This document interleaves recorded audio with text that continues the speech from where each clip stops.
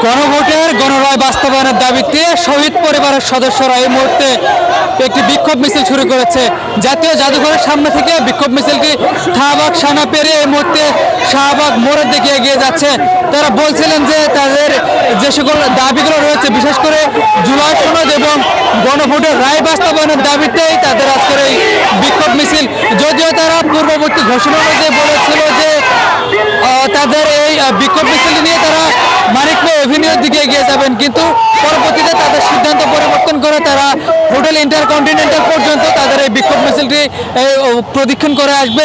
ইতিমধ্যেই বিভিন্ন জুলাই গণঅভ্যুত্থানে শহীদ পরিবারের সদস্যরা আজকের এই বিক্ষোভ মিছিলটিতে অংশ নিয়েছে। তারা বলছিলেন যে যে সংস্কারের জন্য তাদের সন্তানেরা জীবন দিয়েছিল, সেই সংস্কার এই মুহূর্তে বিএনপি সরকার করছে না।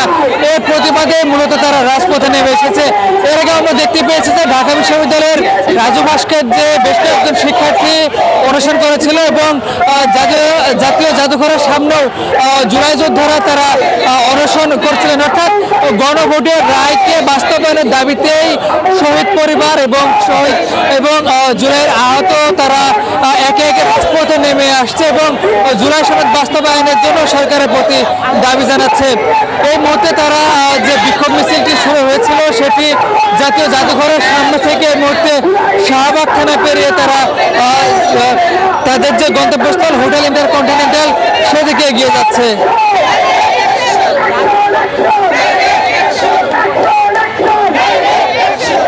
অর্থাৎ জুলাই সনদ এবং গণভোটের রায় বাস্তবায়নের দাবিতে জুলাই গণ অভ্যুত্থানের শহীদ পরিবারের সদস্যরা এই মুহূর্তে রাজপথে নেমে এসেছে। তাদের দাবি সরকার 70% জনগণের মতামতকে উপেক্ষা করতে পারে না। যে সকল সংস্কারগুলো অন্তর্বর্তীকালীন সরকার হাতে নিয়েছিল সেই সংস্কারগুলো বাস্তবায়ন করতে সেই সকল